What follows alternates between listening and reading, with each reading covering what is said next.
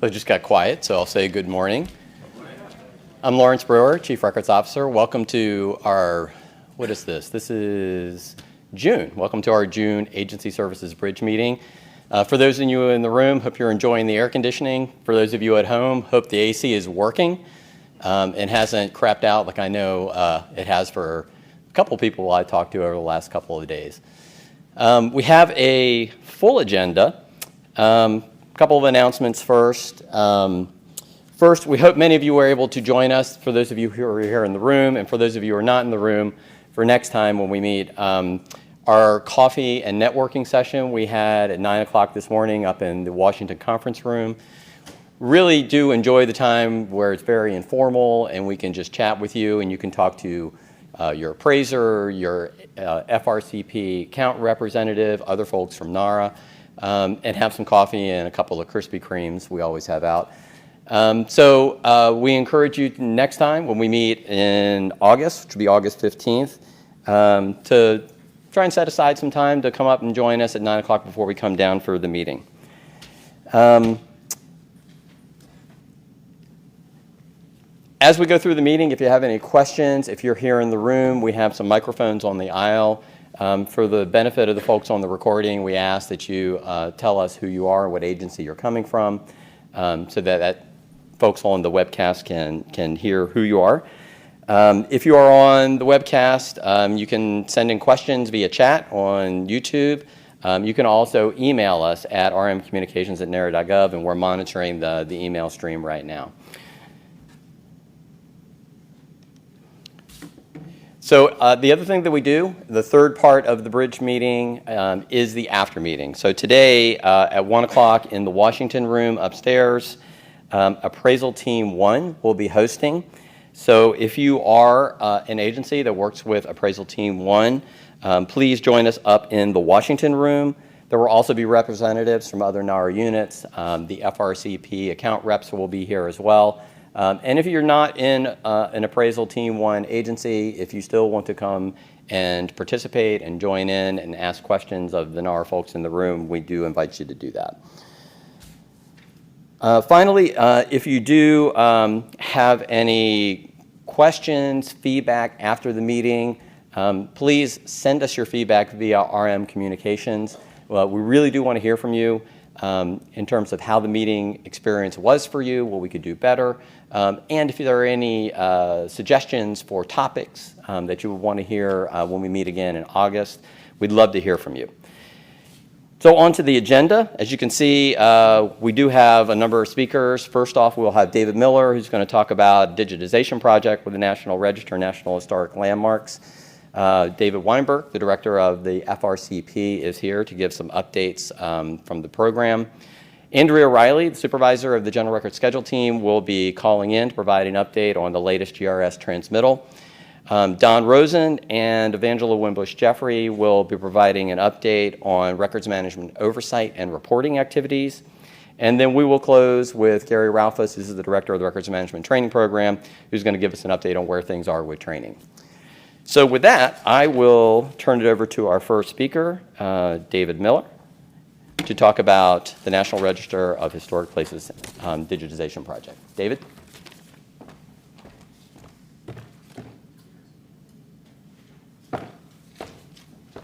Thanks, Lawrence. I want to take a couple minutes this morning to talk about a non-traditional record center service. You're well aware the Federal Record Centers program offers record storage, disposal, retrieval services, accessioning services for analog records. I want to talk to you this morning a few minutes about some record scanning services we do also offer to federal agencies through the course of what we do, trying to help records make their way through the end of the life cycle to public access into the NARA catalog. Across the country, we offer basic scanning services for just reference, basic smart scan, we call it, for small-scale reference requests that you might have on records that are stored in FRCs. Those are very quick turnaround, very small volume reference requests that we handle through the scanning services at all of our FRCs around the country.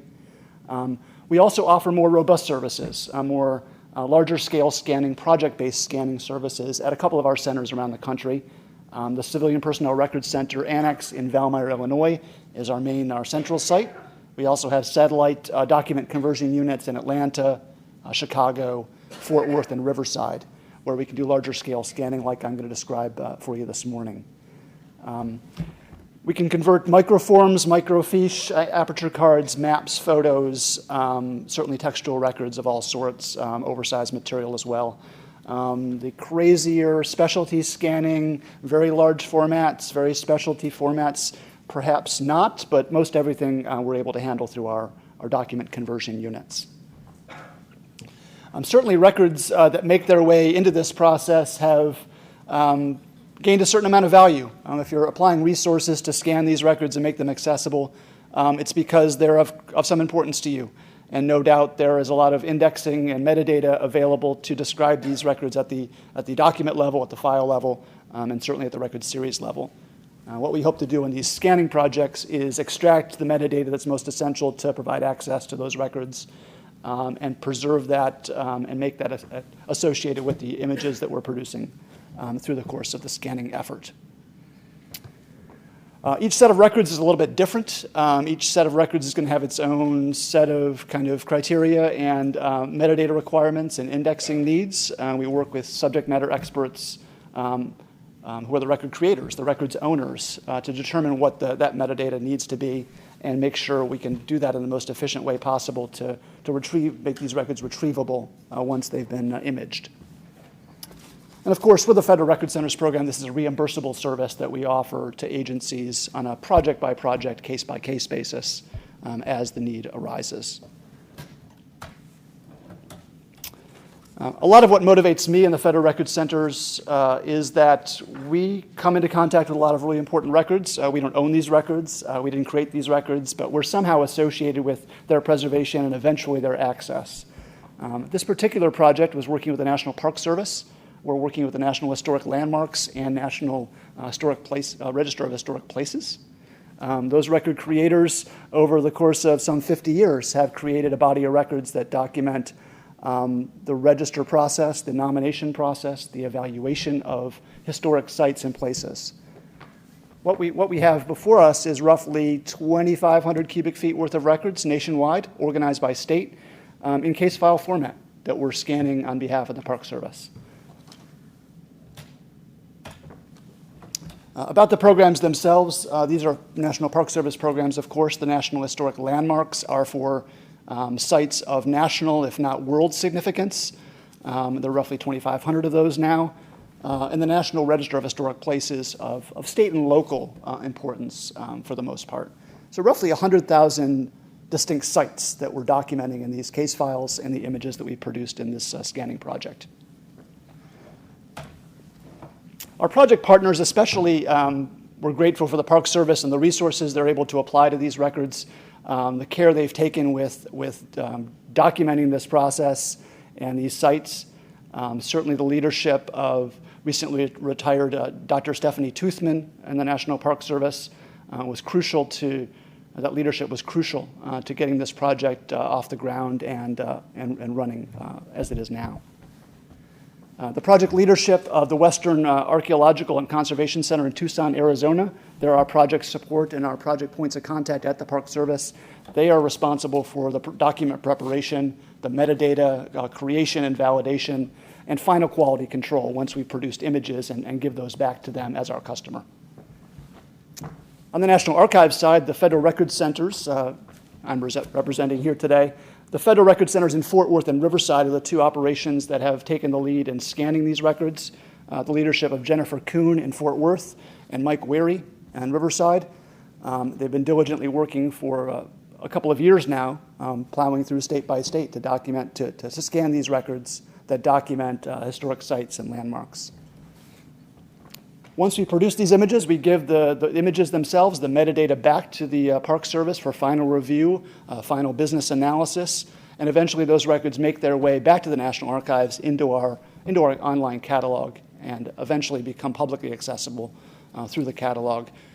Through the help of the Research Services operation, especially Ted Hull and Brett Abrams of the Electronic Records Division of Research Services, and the Office of Innovation, working with the online public catalog. So a lot of players, a lot of people cared about these records for many decades, and we're just the ones doing the scanning itself and the providing the service to digitize these records to make them accessible for the public. So with that, I do want to dive into the records themselves because they're way more interesting than what's here on the slide, and give you a little sense of what we're handling in this project. A lot of what we see in these records are photographs. We have photographic reference sheets of the photographs that are in the files that document why the architectural significance or historical significance of these sites. This is a photograph form of the Laura Ingalls Wilder home in Missouri, documenting where it is, what it is, and why it's important. And that's the house itself. This is a target submarine that was commissioned in 1952, the USS Marlin, that the folks at Freedom Park in Omaha, Nebraska, were interested in getting made into a National Historic Landmark, along with its sister vessel, the USS Hazard. There was a lot of back and forth in the file about whether this was appropriate, whether this was something the National Park Service was going to sign off on. So if you look in the case file, you'll see some interesting documentary material about that review and evaluation process. It's not always pretty. It kind of warms my bureaucratic heart to see some of the honest opinions of the reviewers in the Park Service to see why this is or is not of historical value. So I want to call attention to some of the findings, I suppose, of the National Park Service here. You might not be able to read it on screen, but the review unit chief in the review said, "Of no significance, the submarine was built as a target, the other as a minesweeper, nominated because of pressure." Fair enough, okay. 7 months later, the next review, the USS Marlin, the comparatively recent date, 1952, and lack of specific historical associations, aside from training, do not merit exception to the 50-year rule. So this is rejected for the National Register of Historic Places. It's not old enough, not historic enough, not worth it. Its sister ship was made into a national landmark.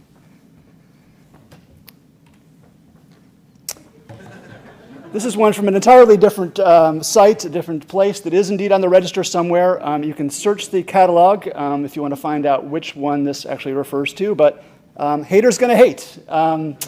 Yuck. Unenthusiastic accept. Not everyone loves this site, but that's the kind of stuff you'll find in these records. Photos, the honest reviewers' opinions of these sites, and some other documentary material.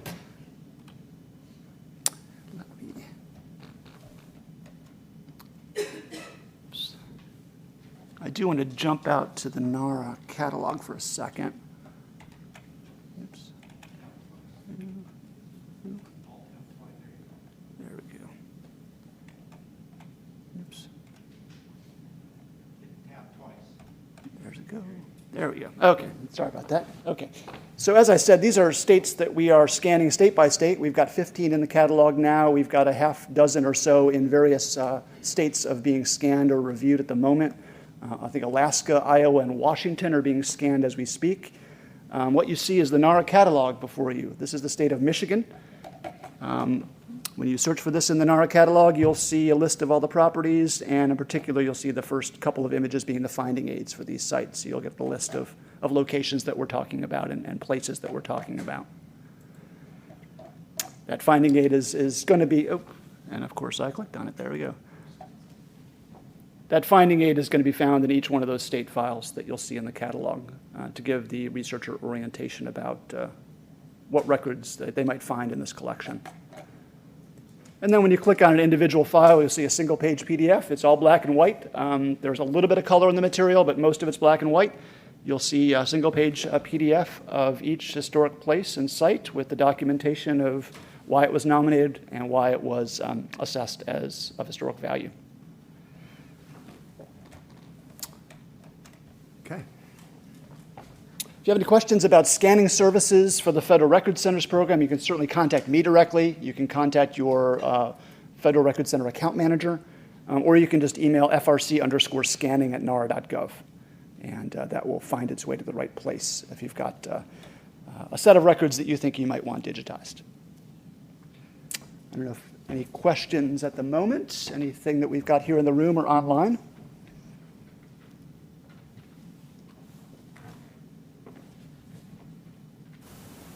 Hearing none, I guess I will pass it over back to Lawrence.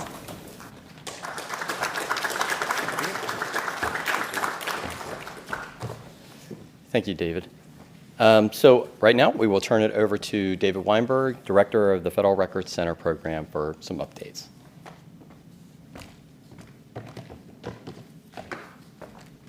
Thank you, Lawrence. Good morning, everyone. Let me just advance this. That was perhaps the wrong button to push.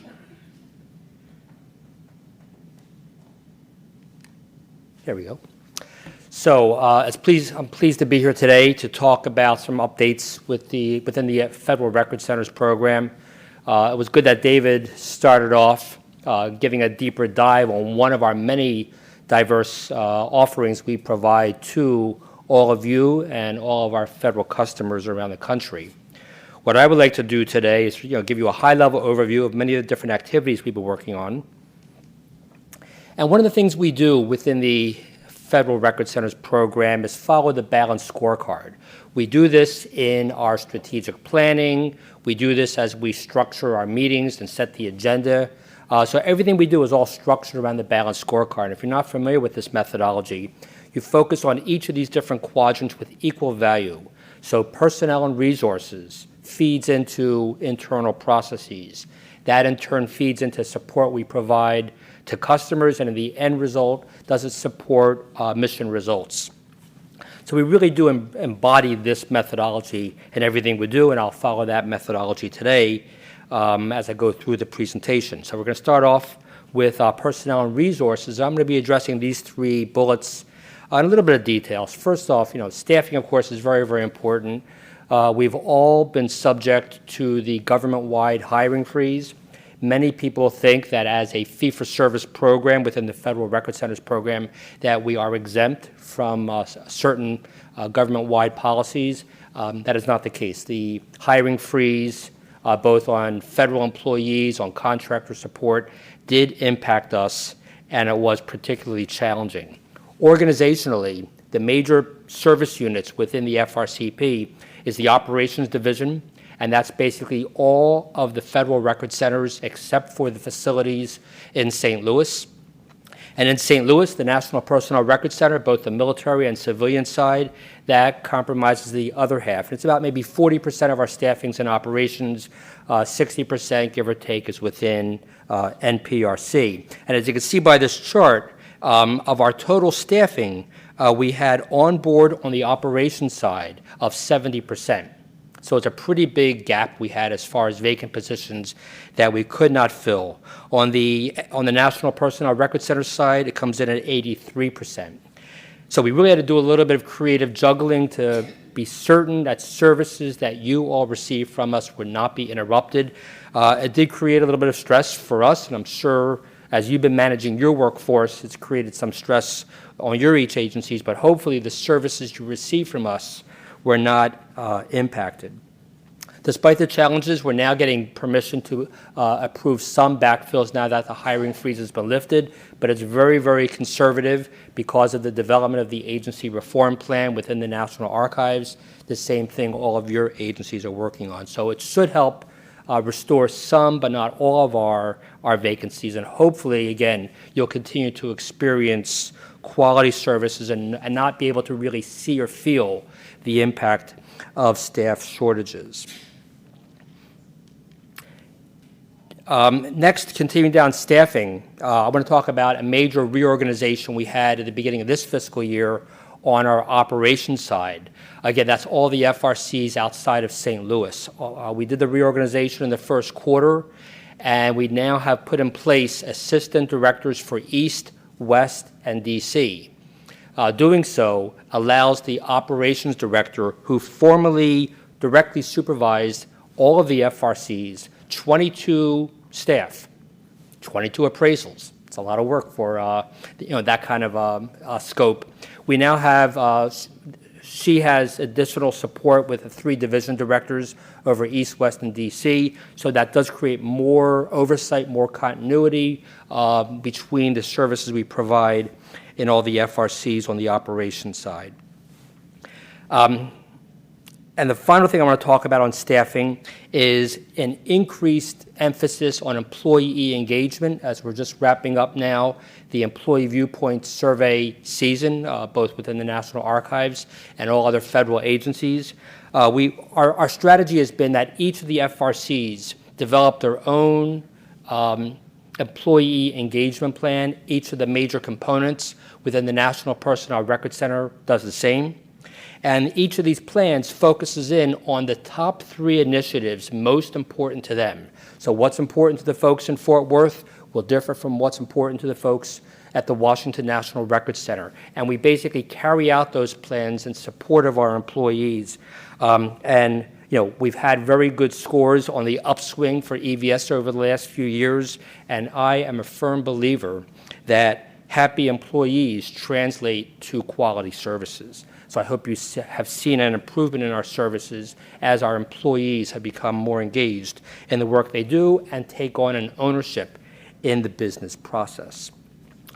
Next, turning to information systems improvements, we have 2 major IT systems. ARCIS, which again principally supports operations with a little bit of crossover to the National Personnel Record Center, and CMRS, which exclusively supports NPRC.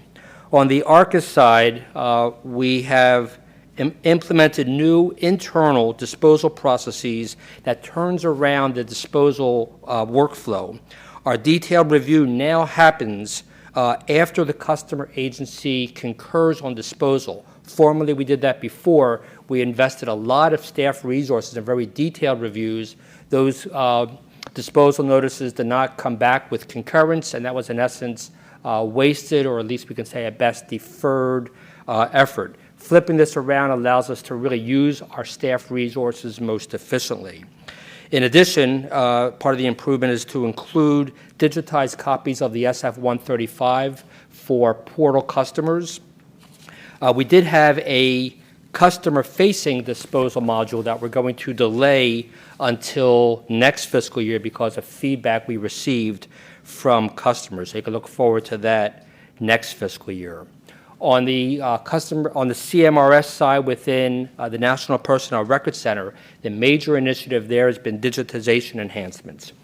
We are in the process now of launching in a pilot mode next fiscal year, but planning for the last 2 years, significant changes where we will digitize all of the official military personnel files that are requested by veterans, by next of kin, and by military departments, VA, and other authorized users.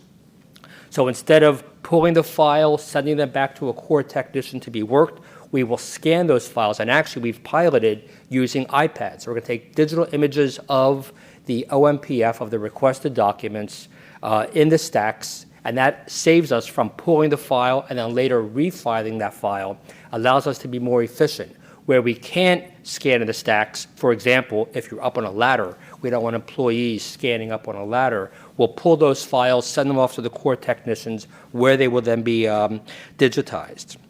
The benefit of doing that is these are permanent records. It allows at the appropriate time the digital images to be ingested into the National Archives catalog. When these records are requested a second, third, fourth time, as they often are, we have a digital copy, and there's no need to then go out and pull and refile the original OMPF, which of course also reduces wear and tear on these permanent records.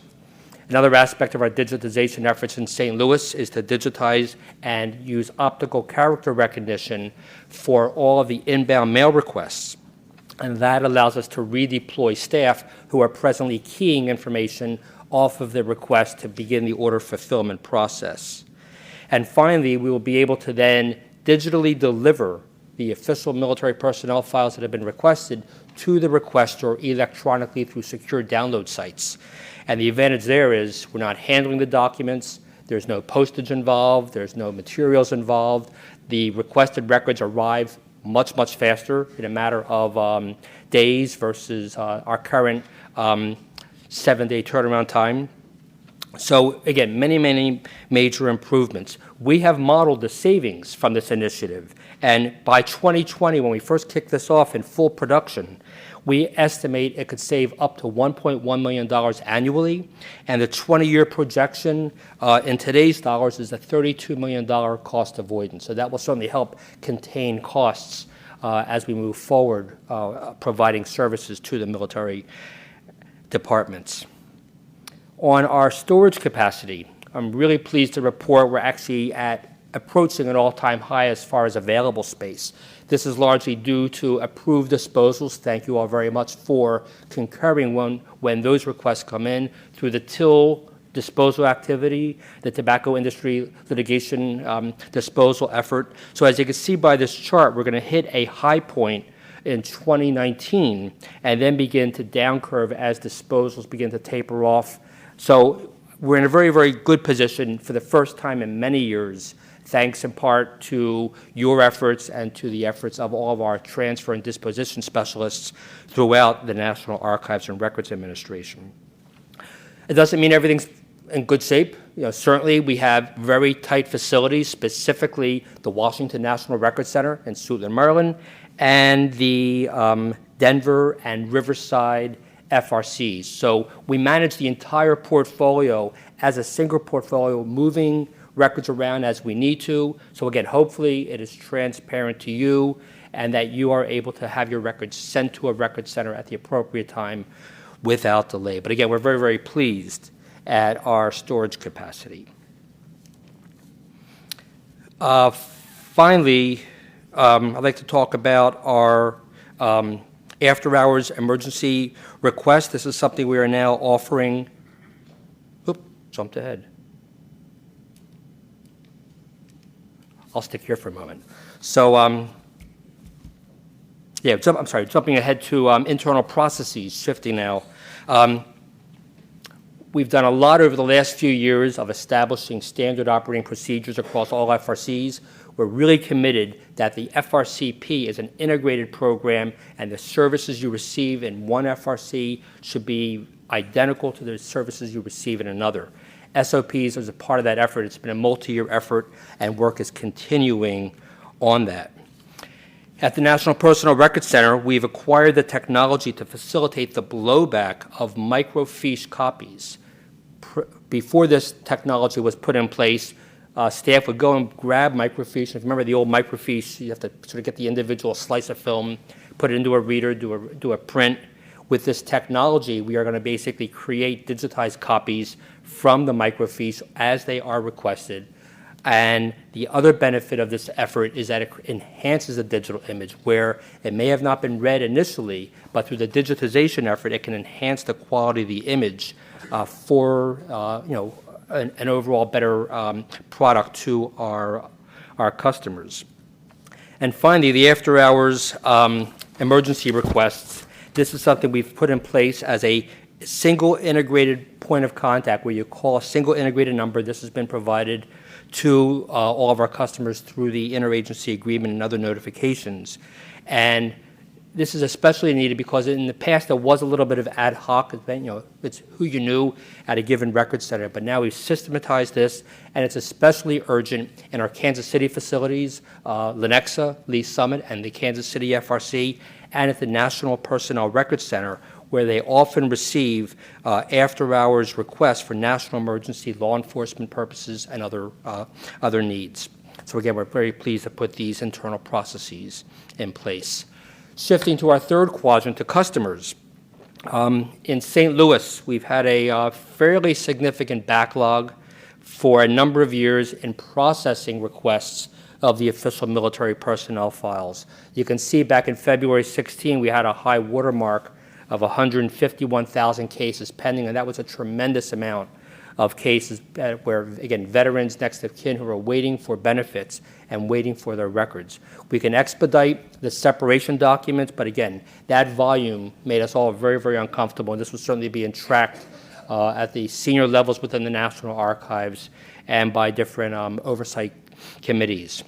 By the beginning of where we're now is at 83,000, and we expect to end the year, actually that was the beginning of the fiscal year, we expect, right now we're at 72,000 backlog, and we expect to end the year around 65,000.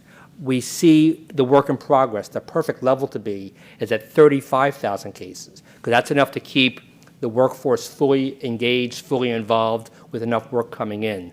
You can also see why it's flatlining in the more recent last year or so, and that is because we've worked the easier cases first.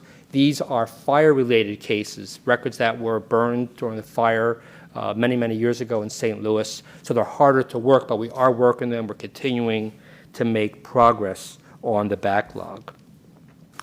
Oftentimes, agencies come to us. David talked about a couple special services. They'll come to us and say we need move support. So more recently, we had projects with the Patent and Trademark Office, the Department of Energy, where they were moving. They needed to store a vast amount of records, and in each of those cases, we moved about 50,000 cubic feet from their storage facilities into the FRC. So we're very adept at trying to come up with creative solutions that support agencies' records management needs. Back in St. Louis, we do a number of metals projects. We've been providing documentation to the Department of the Navy since fiscal 2013 so they could then award medals. They were formerly doing this themselves, requesting the information from us, but we do the work for them and provide it ready to be issued. We are expanding that service shortly to the U.S. Coast Guard, so we'll be providing medal support to both Navy and the Coast Guard. Similarly, the electronic official military personnel files. We've been servicing electronic OMPFs for the Department of the Army since fiscal 2000. We are in discussions now with Navy, ready to absorb their routine electronic reference activities, and that's going to be starting perhaps as soon as fiscal 2018.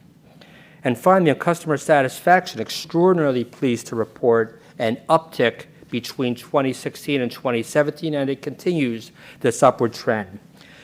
So comparing the years, we have 95% of our customers have said that the FRCs have met our agency expectations. 97%, the second bar chart, is that, 97% are responsive to my service-related questions and requests, and 95% view that we are resolving services related to questions and concerns in a timely fashion. So we're, again, very pleased with these results and very pleased to see the upward trend approaching, in some cases, very close to 100%. And finally, moving to mission results, the end of our 4 quadrants. We continue to support the NARA mission. We're integrated, an important part of the National Archives, where we assist agencies managing their records and ensuring that the permanent records move through the FRCs and are accessioned into the National Archives. We've been a fee-for-service now for 18 years. We've been financially viable each of those 18 years, ending our year with a slight gain that could then be reinvested into other capital investments. So that's been very gratifying, being financially viable as a fee-for-service organization. And we continue to support our customers with new and core services, focusing on what matters most in supporting federal records management. So that was a very quick overview, a lot of scope over a very large program within the National Archives. So I thank you very much for your attention today. There's my contact information if you wish to reach me after this meeting. I'll be here for the entire meeting today, but I'm happy to take any questions if you have them at the moment. We have a quiet, oh, okay.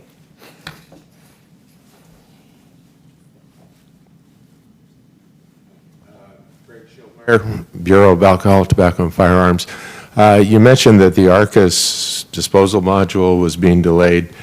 John McAvoy had talked about a communications and notification module. Is that proceeding at this time? That's delayed also. Yeah, I mean, basically what we are implementing now is the internal review. We know that customers are anxiously waiting for this, but we had good feedback, and when we roll it out, we want to roll it out right. So that will be delayed until next fiscal year. Anything else? Any questions online? Okay, again, I'll be here. My contact information. Look forward to hearing from you. Thank you very much, everyone.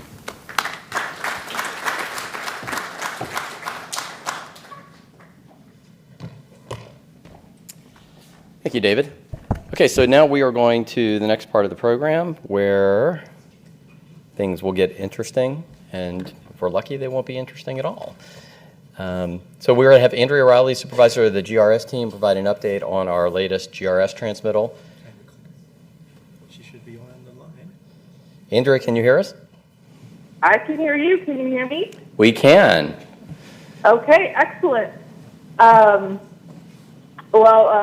Good morning, and I'm happy to be here virtually to share with you all the upcoming GRS Transmittal 28 and some other information about future transmittals and some of the other things that the GRS team will be doing.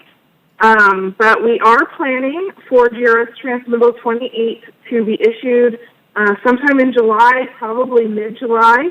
So we welcome this opportunity to give you an overview of what to expect. So if you go to the next slide, please. So there are 9 new schedules in Transmittal 28. This is our biggest transmittal yet. As you can see from this slide, quite a few of the human resources related schedules and finally broken loose and are being issued. We also have a number of just general kind of administrative type records. And we do have one schedule that is being updated. We're adding administrative claims to GRS 1.1. And I'll go over some of the more significant changes with these schedules individually. So if we can go to the next slide, please.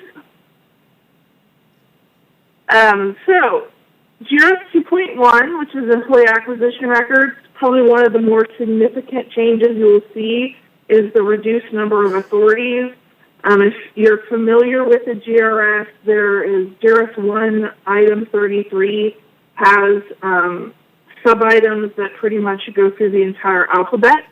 There were a lot of sub-items, and we have managed to reduce those substantially, working with OPM and looking at new guidelines for hiring.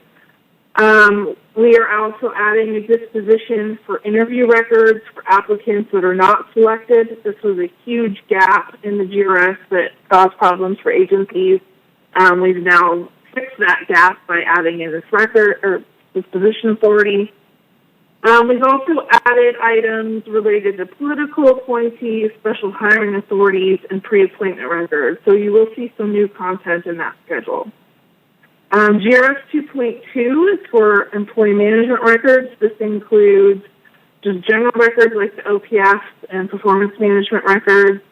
We have increased the retention of OPS to 129 years. Nobody pushed back on this. This is based on some ability to request benefits, essentially, reaches that long in time. We also have added dispositions for volunteer service records and documentation of employee skill sets. Next slide, please. GRS 2.3 is for employee relations records. New content here is for anti-harassment program records. We've also organized the schedule more around the programs to make it easier to kind of follow. There's usually about 2 items per program, one for program records and one for case files. Employee compensation and benefit records. We've provided some clarification on disposal of workers' compensation records and added items for child care subsidy and Family Medical Leave Act program records. Next slide, please. One of the probably biggest changes that you will see with this transmittal is that we are completely superseding GRS 4.3 with 2 new schedules, GRS 5.1 and 5.2. The reasoning for this is we've tried to build the GRS functionally, and 4.3 was always kind of problematic because it didn't really seem like a function. And so when we started working on 5.1 and 5.2, we realized how those items fit better into these schedules. And so the non-record keeping copies of electronic records item has gone into 5.1, basically unchanged. 5.1 also, we've worked to clarify common administrative records. That's what was GRF 23 item 1. So we've tried to be a little bit more specific with that item. 5.2 is for transitory and what we call intermediary records. That's the intermediary records part is the rest of 5.3, so all the input source records and output records are now going to be superseded and included in 5.2. We've actually pulled them all together into a single item to simplify them. We've also worked to clarify transitory records, although the basic definition hasn't really changed. We've just tried to make it more clear what a transitory record is.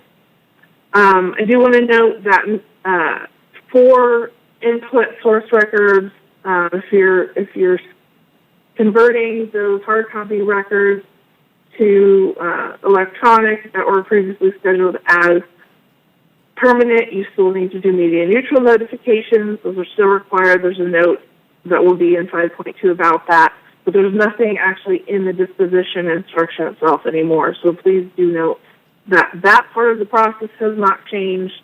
That's in the CFR. It's still a requirement. We've just taken it out of the instruction. Also, we're adding an FAQ that's specifically related to explaining transitory electronic messages, so how you apply the transitory item to electronic messages and what constitutes a transitory electronic message. Next slide, please. Security records. This is a pretty big schedule. It contains facility, physical, and personnel security related records. The major news content here is for insider threat program records. We worked with a lot of stakeholders to develop this new section. Some other new content are interagency security committee member records. This doesn't actually include the committee itself, which is, I believe, sponsored by DHS. They have those records scheduled already, but just other agencies that have records related to that committee. SCIF accreditation and inspection records, one of my favorites, K-9 service records. Personnel security clearance records for individuals that are not issued a clearance have also been added in to kind of cover that gap area.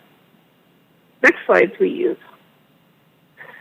So these are the last of the changes, but we've got two schedules that are kind of related, but one is administrative and one is public-facing.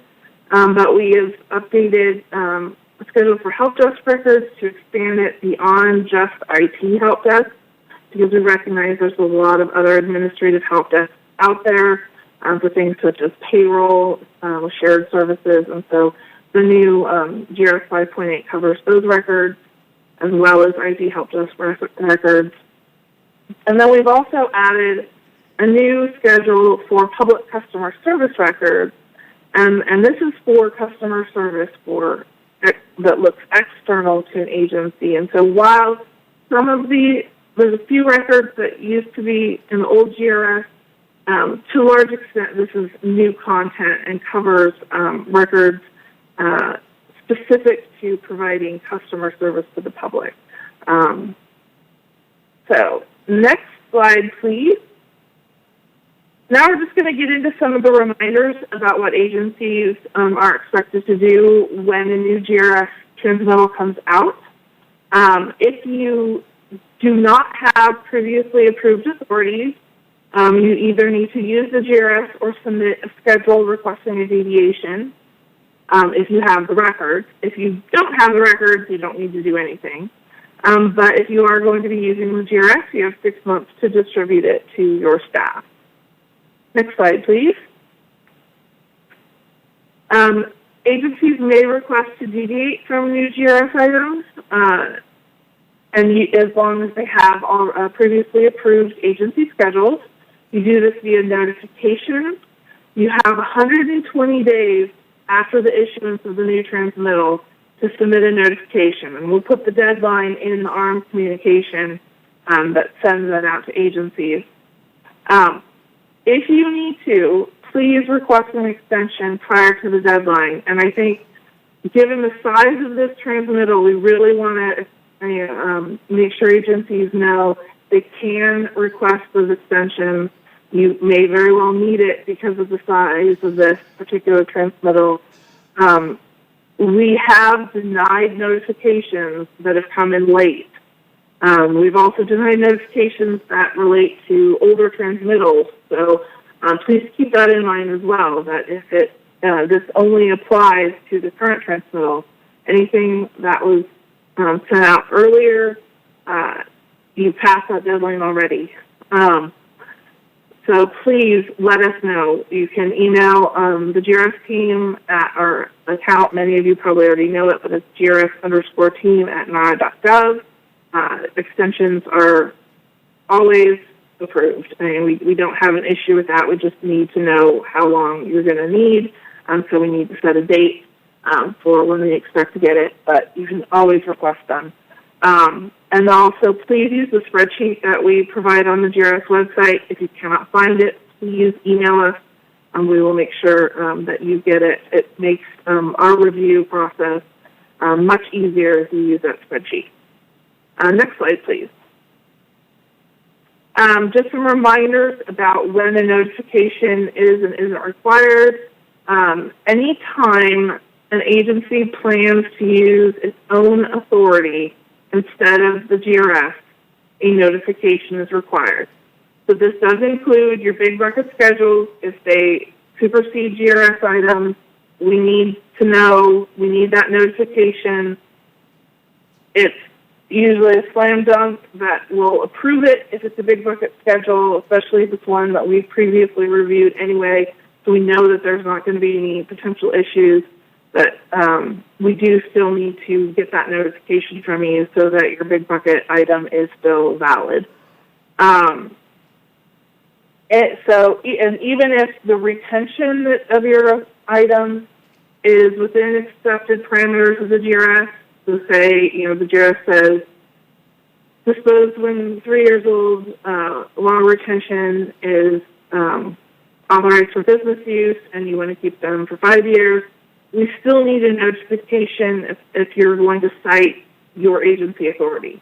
That is still a deviation from the GRS. So we do need to know that. Next slide, please. So cases when you don't need to submit a notification are basically those where you are going to cite the GRS. So even if you set a specific retention that is longer than the minimum retention of the GRS. So that case where it's 3 years or longer in the GRS and you want to set it for 5, you can do that provided you still use the actual disposition authority for the GRS.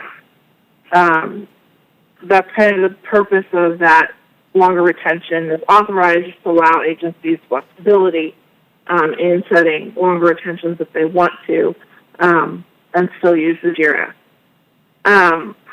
Also, if you are you have agency authorities that are deviations from old GRS items that have not yet been superseded, at this point that's getting to be fewer and fewer.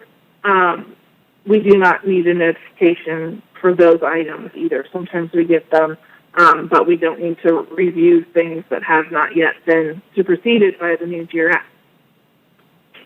Next slide, please. And that provides my transition to our future transmittal. The last transmittal of the update project that we've been working on for the past almost 5 years, that's part of the presidential directive, will be transmittal 29. We expect it in December of 2017, if not November. So we will meet our deadline. It includes 5 schedules. You can see them listed here. We have budgeting records, the last 8 human resources scheduled for health and safety records, agency accountability records, information technology records, which is wrapping up the last of the GRS 27 items for CIO records, and then finally rulemaking records, which is largely a new schedule but covers a couple items that were hanging out in the old GRS. Also note that we are working on an update to GRS 6.4 right now. It will change the name to Communication and Information Sharing and includes items for web and social media records. Comments are due on this draft by June 30th. Again, you should receive that by AC memo, and it's up on the webpage. And you can please submit comments to us, review that schedule. We are very interested in receiving feedback. This may not get into the December transmittal, but might be shortly thereafter, depending on how quickly it moves along. It is an update to an existing schedule, but it's a pretty significant one. So please do take a look at that and provide us feedback by the deadline. Next slide, please. Just some updates on future plans for the GRS teams, because we are not going away as far as I know. Once we're done with this project, there's still work to be done with the GRS. We will be continuing to make some updates to the GRS. We've already had some of those identified as in keeping a list.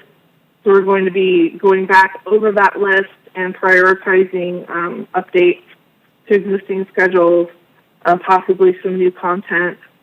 We are going to continue to work on scheduling guides. We've put out one, the public affairs scheduling guide, but we have some others that we've been working on, so we'll continue working on those. We're also planning some revisions to our website, the specific GRS part, so you may see some changes to kind of the look of that site, hopefully make it a little bit easier to find some information. We're also planning what we refer to as GRS version 3.0. So this is looking at what the GRS will look like in the future, and so we will be planning that over the next few years. We've been conducting a feedback study, talking to some agencies about the GRS, just to get some kind of feedback on, what's worked, what hasn't, what they'd like to see, what their issues are. We're looking at ways to further simplify the administrative GRS. We realize that there's still, I think, a lot of agencies that would prefer to see more bucketing of those items. We've kind of determined that we needed to do this phase of research that we have done in updating the GRS to really determine what the appropriate retentions are for some of these records before we could go that next step to trying to bucket them further. And so we're going to be looking at ways that we could do that. We're also continuing to look at ways to include permanent items in the GRS, because that's something that agencies have wanted. There's been some issues internally as to why we couldn't make that happen, and we're trying to find ways to solve those issues. Also, we'll be looking at ways to expand the GRS into more mission-related functions. And so we're looking, trying to cover more records, particularly common temporary records. But if we can get the common permanent records in there as well, we think that will be really useful to agencies to reduce scheduling and appraisal burdens. And so that's really our goal with the GRS, is to reduce the need for scheduling and appraisal of records that are common across the government. Last slide, please. So if you have any questions, please contact the GRS team. Again, is GRS_, which doesn't really show up here very well, team at NARA.gov.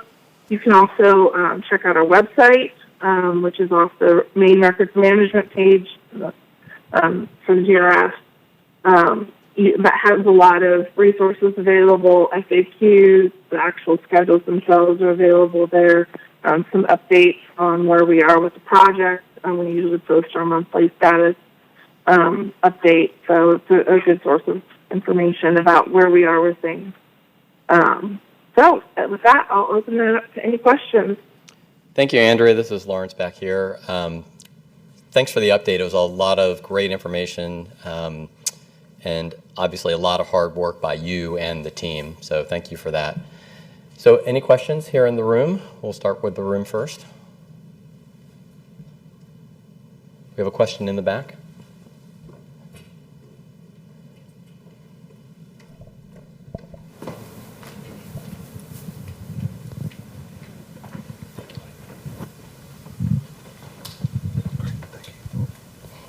Hello, good morning. Andrea, this is Ivan King from the United States Patent and Trademark Office. Had a question with regards to the possible inclusion of automated information systems that are common throughout the federal government. If there are any plans to revise the GRS to include those types of systems or disposition authority for those types of systems throughout the federal government?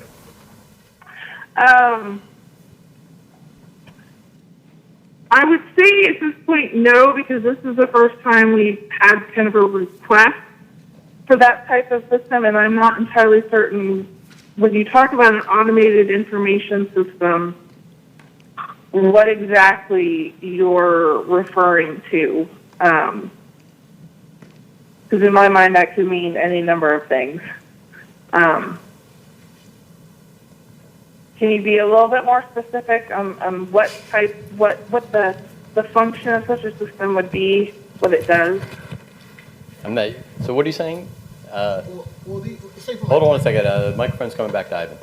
Systems, for example, like GovTrip, accounting systems that agencies use in support of their business activities that in some cases they don't actually have ownership of the system content itself, but they do in fact actually use it. They may capture information that's captured in that system, but they need to have control over the information they have, things of that nature. Okay, all right, so yeah, all right, now I follow. So a lot of the information in those systems is already covered by the GRS. Things like GovTrip, basically the content would be covered by GRS 1.1 is the idea. So the bigger issue, I think, or the question the agencies have is who's responsible for disposition. It kind of depends on the system, but we have been working on and off on an FAQ for the GRS and government-wide systems like that, trying to understand how the GRS is applied to them. In many cases, the GRS should be applied to them. The question is who is responsible for doing it, and I think it depends on the system a lot and how the agreement between the agency, the agencies, really the agency that manages the system is in charge of the system, and the agency that is using the system. So there's a part of the problem that we've had with trying to get the FAQs out is trying to understand all of that and knowing that it's not just a simple answer. It really kind of depends on what your agreement is. But the bottom line is that most of the content is actually scheduled by the GRS. Thank you. Thank you, Andrea. Jim, any questions online? Okay. So we will go to our next agenda item and we'll bring up Don Rosen to talk about what's going on with Oversight.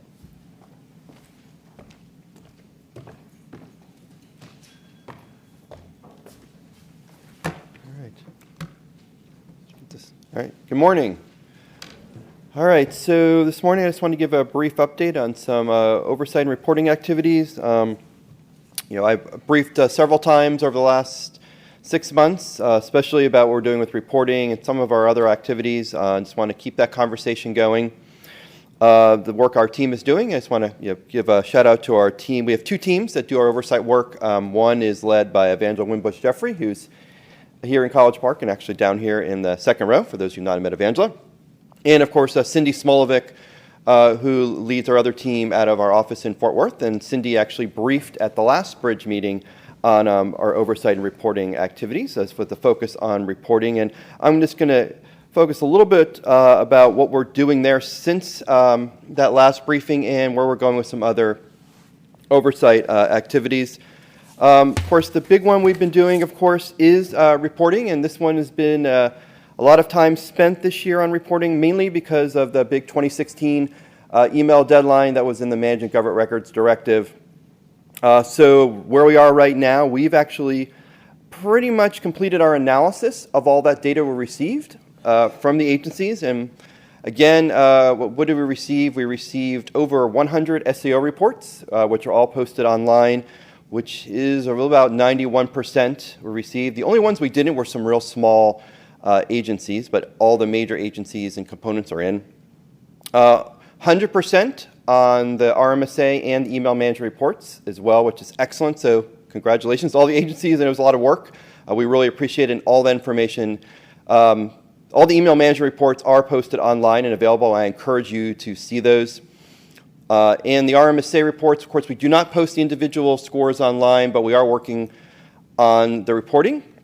And I'll talk to you a little bit about what that's going to look like. The other thing we did finish is we also finished validation. So some of you might have been contacted by our staff, which was a real group effort between our two teams doing validation we do a sampling every year of agencies to make sure that the information we're receiving is kind of consistent with what we're also seeing on the reports. And it's actually good for us to see as we're doing that work as well. So we've completed all the validation, we completed all the analysis, and now we're actually working on the drafting, which is going to essentially be a consolidated report. Instead of doing 3 separate reports, we plan to issue one summary report. So what I'm going to show you now is just a couple of slides, a little sneak preview of what we've been finding. I asked Cindy to pull some interesting slides for me, what's going to be in the report. I'll start with the SAO report. So the first one here is, again, about email. What did we find? 79% of the agencies reported that, yes, they have met the deadline. And 21% they have not. Although I should say of the 21% have not, many are in progress, and they describe what they're doing to get there. So we expect this number to be actually considerably higher by the end of the year. But that's where the scores right now, which we think is good, trending in the right direction. And the maturity model actually gives us even more insight to what agencies are doing. So that is one interesting nugget we got from the SAO reports. The other interesting one from the SAO reports was on the 2019 goal. That number of what agencies say they're on target, I think it was close to like 98%, something really, really high. So we'll have to see how that plays out. Of course, when we were asking about email management last year, the number was 93%, and then we actually said, did you meet the goal? It came down a little bit to 80%. So some interesting trends there, but it looks like everyone is trending in a positive direction on those scores. So that's where we are with SAO reporting. So the other thing we asked, of course, was email management, and we sent out our maturity model tool. That's the first time we tried something like that. We think it was a very effective way for us to measure email, just to get beyond yes, no, did you do it, but where are you doing in the areas that matched up to our success criteria that we issued earlier in the year.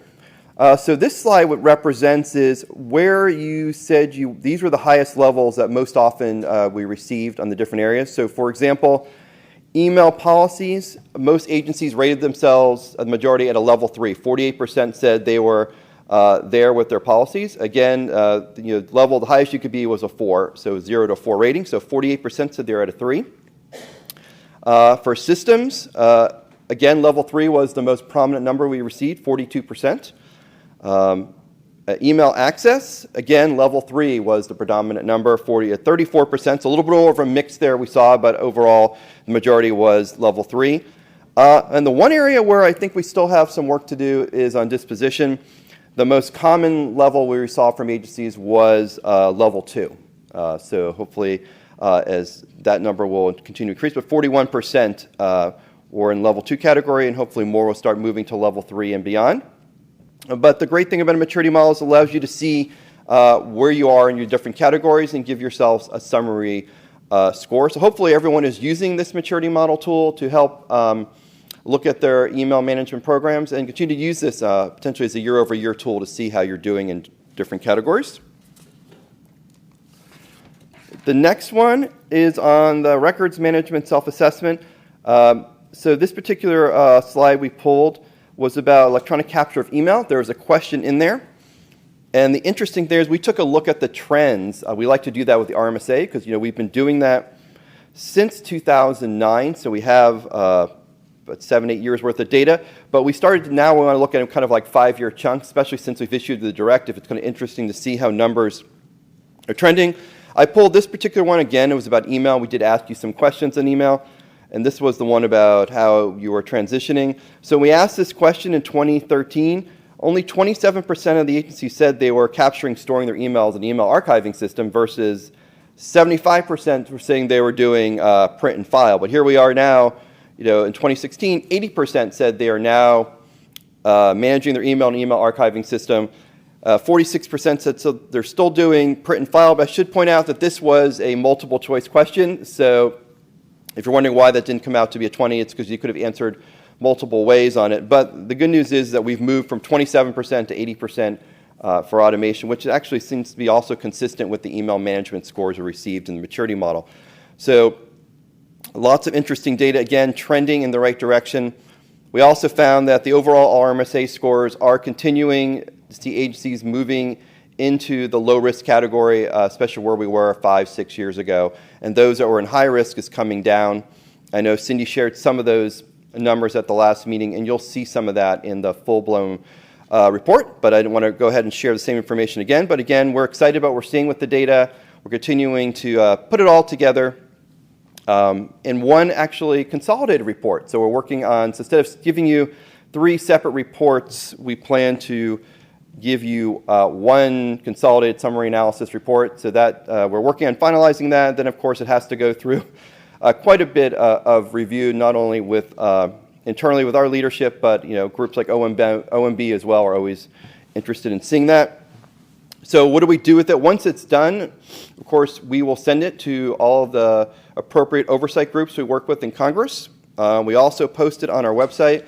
And we always get lots of attention from outside groups. The news media that covers our work, those publications always write articles about it. We expect to do that again. We'll blog about it. It will be out there. So we expect to be a lot of interest, especially around email management. And then as we pivot towards the interest in 2019 and beyond. So our plan is to have that out sometime, hopefully in the summer. In just a matter of us getting it finalized and going through our approval process, and then you'll see that done, and that'll hopefully conclude reporting for 2016. It was a really interesting effort this year, and a lot of hard work by our staff, and then of course you by the agencies, and we really, really appreciate the information we got. It's very valuable to us, and hopefully very valuable to all of you as well.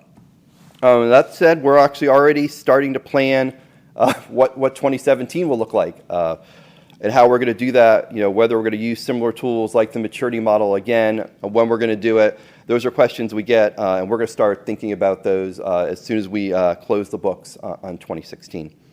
So that's where we stand on reporting. Of course, reporting isn't all we do in oversight. I know that's what I talk about a lot when I come to these meetings, but we are also very, very busy this year in doing agency inspections. This year, we've been focusing on a series we've been doing with Department of Defense. Those of you who work with DoD are probably aware of that. And we've been doing some work on that. Right now, we're visiting with DLA.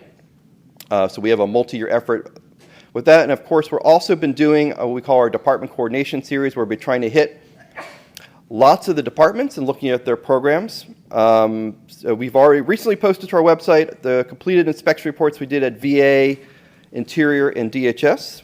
And we also have several others getting ready to be completed at Commerce, USDA, DOT, DOL, and those will all go up on the website.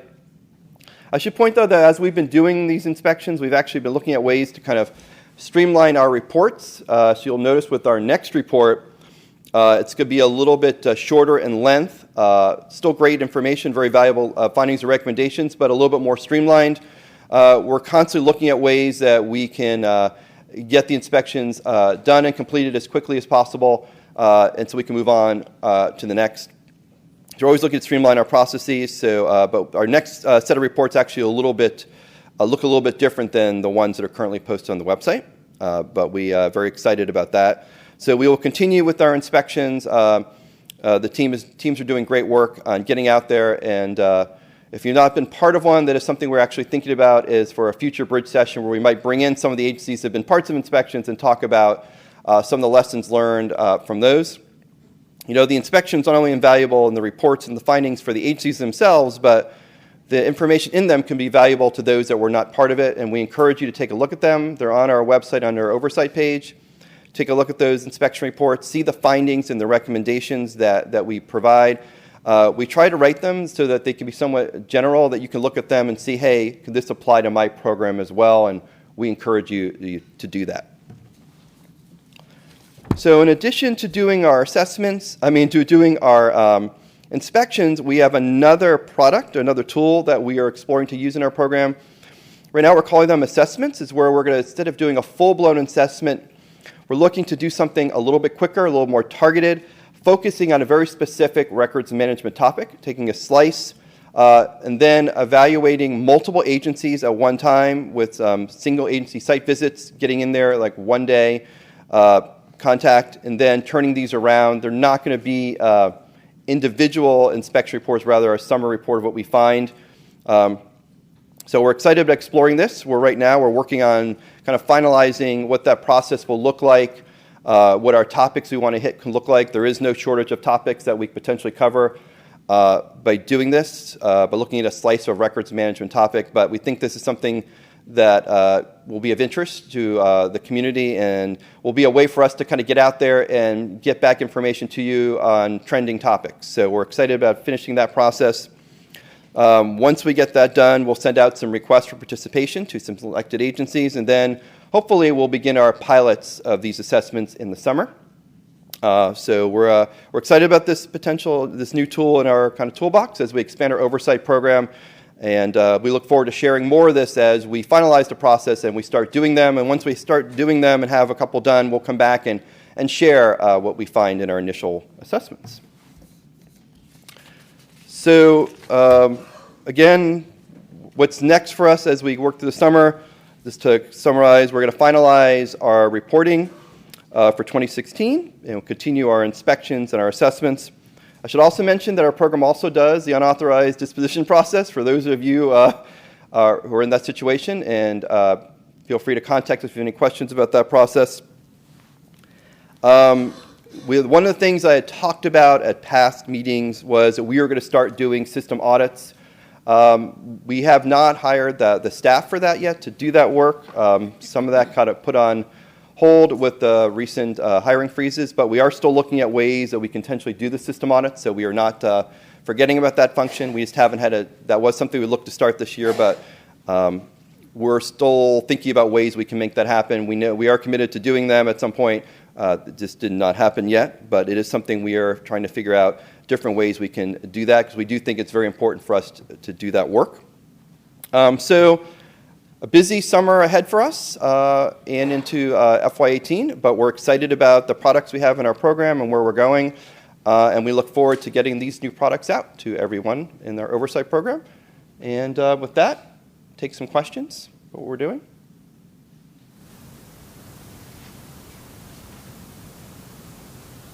No questions on oversight or any of ours?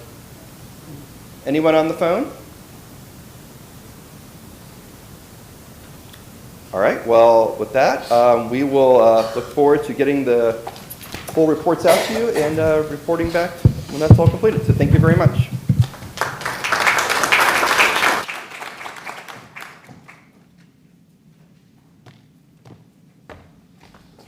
Thanks, Don. So all the presenters are doing a great job today. Everything is so clear. We're answering all the questions before they even come up. So outstanding job. Our last presentation today is Gary Ralphus, Patent Cleanup. He's going to give us an update on training program. Well, good morning, everybody. Glad to see you again. A few topics today. I'll be pretty brief, and then towards the back of this, I want to spend a little time on a pilot that we've run recently and let you all know of a possibility of something that exists that we're going to see if we can support over the long term. So one of the questions that came up, I think the last time I was here, was where are we in making progress about the new curriculum and rolling that out? So we'll kind of go through where we are on that. What you see on the slide is really the large-scale process that we run through, starting with what are the tasks that have to be done at each of the new levels, and actually what are the steps to do them. So that task analysis is our starting point. From there, then we move it into the design of what that course and that instruction is going to look like. Then take that into full-blown development of whatever the media that's necessary, participant guides, all the things that will go into training. In our initial work, we've kind of looked at doing that with doing face-to-face training first. And then in that second circle there, we think about what does it mean to do this training online. So sometimes that pushes us back into design, going, we might have to redesign some of that face-to-face to make it viable online. And then the last thing we'll do with all of these is conduct a pilot. So that's kind of the process that every level will go through. So at the moment, here's where we sit. Level 1, we've done all the task analysis, and we appreciate the support that many of you gave us doing that work. We've done the design for that, so we've got a full-blown facilitator guide laying out all the lessons, all the content, and that will be moving into development this summer. So we anticipate both potentially the online and face-to-face versions of those getting done this fiscal year, and we'll probably be coming back to you early next year to look for folks to participate in this pilot. For us, it's really important that we get that actual audience that we're trying to target as part of the pilot to check its effectiveness, right? So if we're, particularly at this level, we're thinking about custodians, with all due respect, having a bunch of agency records officers that have been doing the job for 25 years take the course doesn't tell us a lot about how effective it is. So we'll be coming back to you probably late summer, early fall, looking for folks that might have some custodians that want to volunteer for the training, get us feedback on how effective the training will be. So level 2, we anticipate starting a task analysis here probably in the next couple of weeks. In fact, this afternoon when we leave here, we'll have a kickoff meeting for the team that's working on that. Again, we'll be coming back out to you where we are looking for subject matter experts that we can sit down with and say, exactly how do you perform this particular task? Whether it's preparing something for disposition, doing an inventory, whatever the tasks are at that particular level on our list. And then that should move into design in the first quarter. So we'll start to see an overlap in how we're doing our work here. In level 1, a lot of this was us building the processes that we're going to carry through forward now that we've got that done. We've got the folks set up in different teams to manage the overlap and progress these through. Task analysis for the next level will also begin here in the fall. I think looking at the calendar, we may even try to start that as soon as August rather than first quarter, but tentatively that's what we're planning. And again, the end goal for all of these is to try to roll this out as close to the beginning of fiscal year 19 as we can. This level 3 on our big plan right now, the pilot is really targeted around the first quarter of fiscal year 19.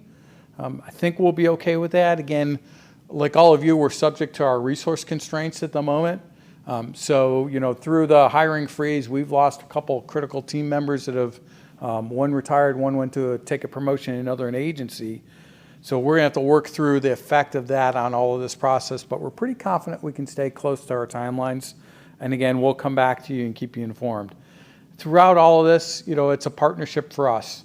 One of the things we know is that we need your feedback, your input the whole way through to make sure that the training is as effective as it can be for how you do things. So that partnership between NARA and your agencies is going to be delivering the best training product we can for you. And it's worked already for us. So I talked about the sustainable formats course, I think the last time I was here. That's exactly kind of the model we ran with that, and particularly the getting your feedback in the pilot was very helpful. So we kicked off the first formal iteration of this course in June, last week. Doing really well. Interesting to see the amount of variance we have in the agencies that are attending and how that's already playing out. So last week, after 3 days of online discussions, I kind of took some snapshots of what are people talking about in this course, right? We've asked them in that first week, just get settled in, look at some lessons, but largely what are the kinds of challenges that you're facing that hopefully the information in this course will help you deal with. And here's the kinds of things that we find in that data. What's exciting, I think, for us is to watch in this online asynchronous environment, as soon as 2 days into the course, we started seeing discussions crop up among the participants, solving each other's problems. So certainly we know that the body of expertise is not only in NARA with records management, but practically speaking, the challenges that agencies face, someone else often has solved in another agency. So these threaded discussions and doing this asynchronously also provide another way for people to interact over time through this course and kind of wander outside a little bit the direct content that's into the course into things that are related, but maybe we didn't build a lesson for that. Well, the peers in the course often have experience that can be shared around that. So it's exciting for us to see this happen. Again, we've got this scheduled for July and September. When I looked yesterday morning, July is about full already, so that's great news. But I encourage you, if you have folks in your agency that are interested, they want to attend in July, get on the wait list anyhow. Occasionally we have folks that, for either personal reasons or the agency changing their schedules, drop out of the training. So if someone's on our wait list, then we plug them in, usually roughly a week before the start date, and then another iteration in September. For the next fiscal year, I'm pretty sure we have this scheduled at least once a quarter, and I believe it might be every other month. So we'll try to make this available again, try to match what we do with how much we offer it with the demand we see coming for you. Along with this in 18, I wanted to remind everybody as you start thinking about budgets and planning that we're making a pretty big shift for us in some of the way we think about offering training in 18. So rather than the past where we've kind of looked at around the country historically, where do we think there might be some demand? We find a federal facility, set up training there. We've kind of scaled that back and are going to move to more of an on-demand system. So the locations you see on the screen are what is scheduled for the field. Here in Washington, D.C., between either A1 or A2, there's a set of courses every month scheduled, if not more than one set. I think we try to squeeze some extra iterations in here next year. But beyond this, we're going to rely on you to tell us, hey, I've got a group of folks that need training. Can we get training scheduled at this particular location? Or, hey, I've got a few folks and we would love to host something. Can we set it up and see if there are other people in our geographic region or that would come to this place? And we'll do more of that next year to try to smooth out some of the ups and downs we see on our end of doing our best to look at the data from history and then finding out that in that particular year, it didn't work out and we're canceling a bunch of training schedules for locations that just didn't have the body of folks that needed training in that purpose. So that's kind of a run through of things that have been fairly recent, ongoing, just a little update. This next little piece, though, is really exciting. So I'm going to try to stick a little bit close to my notes, so I'm going to apologize if I'm reading, but I want to be pretty accurate with this. So over the last few months, we've tried this pilot. One of the things that we absolutely know is that a lot of what you learn in the classroom never makes it back to the workplace. There's a lot of reasons why that happens, but we've been spending a lot of time thinking about, are there other things we can do to help bridge that gap so that more of what we have in training actually gets implemented when people go back to their workplace. So we've been able to partner with the agency assistance team that's inside the Office of the Chief Records Officer, who does a lot of this work anyhow. So the idea of connecting them to what goes on as training has really been, I think, a pretty powerful opportunity. So how does this partnership work? So you may have all felt like this at some point after training. You've got all this new knowledge, but you're not really sure where to start. And frankly, I think what happens a lot is people go through the training and they start to get overwhelmed when they recognize all the work that might be ahead of them with records management. And you start to kind of assess where are you at versus all the things that you're learning and you should be doing. And it can be just overwhelming about how do you start, where do you get things back on track in your office. So we've run 2 pilots over the last couple of months where a member of the agency assistance team attended a portion of the training, usually on the back end of it, sometimes all of it. And then they did a visit with that organization at the end of the training. So the next day essentially is what we set up. Now, when they were there at the visit, really all they were doing was looking around. right? So saying, hey, let me talk with some of the folks, let's meet with the managers and work with the trainees to talk about how are things really, where do you stand? Maybe here's some suggestions about where you want to start with some of this. And I want to be clear, we're not trying to do an inspection, an audit, an evaluation assessment, though this literally is potentially, let's just walk around together and talk to people and see what's going on with your records so that we can help you try to make sense of everything you learned and maybe pick a starting point. So occasionally, we might all feel like we need a little therapy, right? It can be overwhelming. But rather than do that, what our agency assistance folks really have focused on is how can we now move into a coaching role in this day that we're together, and help develop that plan of what you heard in training, how do you put it to use now? So instead of feeling overwhelmed, you start to begin to get a sense of, okay, where do I begin? What can I do? What are the resources I got out of training that I might have forgotten about that actually are going to help me with these problems, right? So while we've only run a couple of pilots, we're seeing that the agencies have really, really valued this. One of our lessons learned from this is that maybe delaying that assistance visit for a week or a couple of weeks might help. We're still seeing in these a little bit of that, okay, I've just got through training, I'm still a little bit trying to digest it and still some overwhelmed. So we're going to look at potentially trying to delay that and see if that works better.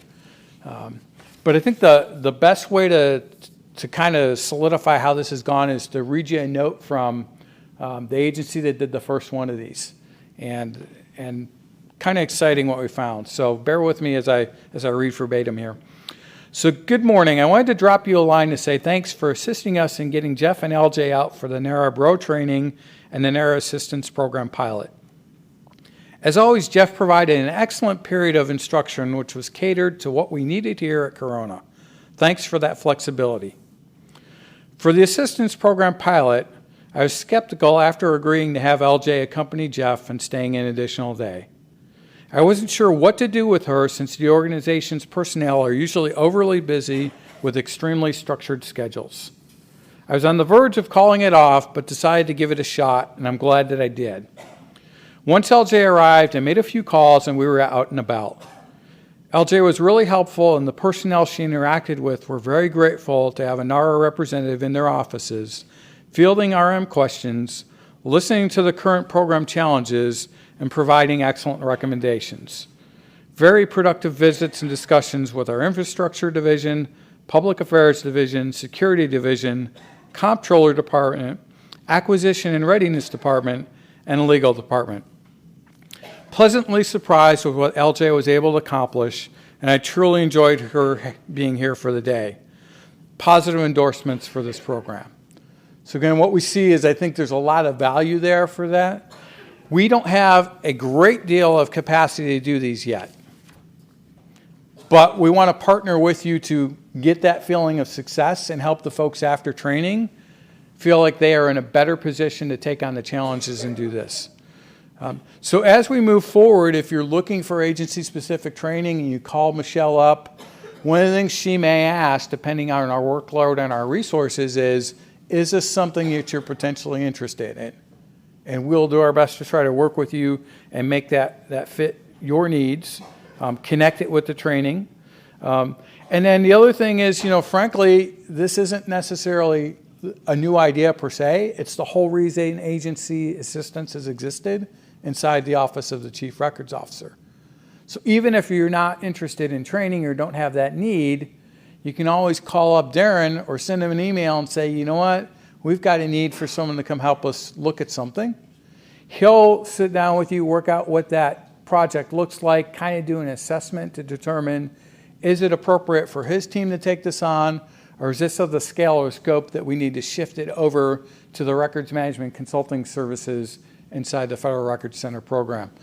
So Darren and David work together a lot on these efforts, and again, our goal at the end of this is try to connect the effectiveness of training back to improving records management, and this is just another way that we think we can work with you to extend how all that fits together and improve the records management across the federal government. So with that, any questions on training?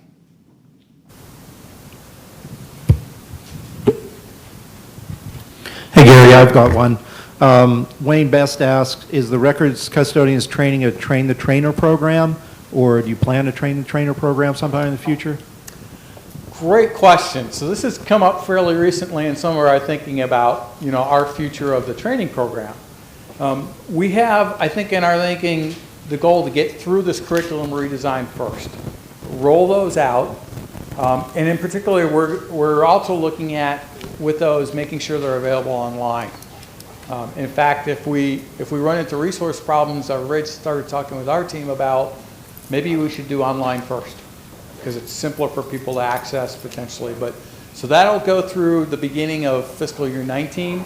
I think at that point, when we've gotten through some of the reform planning, we've gotten some data back on that, one of the things I have on my agenda is to start talking about what is the next thing for that. Can we look at doing train-the-trainer? What does it mean to potentially try to turn agencies loose doing their own training using NARA materials in the future? Is that even feasible? What would it look like? How do we make that happen if we can do it? So great question, something that's on our minds, on our agenda to look at more carefully in about another year to year and a half. Other questions? Could you please go back to the previous slide, because I don't think Darren's email address is correct. It's darren.cote@nara.gov. Oh, thank you. I apologize for that. Yep, we got an extra Cote ad in there. All right. Well, if there are no others, thank you, and wish you all a great summer and great day, and hopefully we'll see you and your folks in training soon.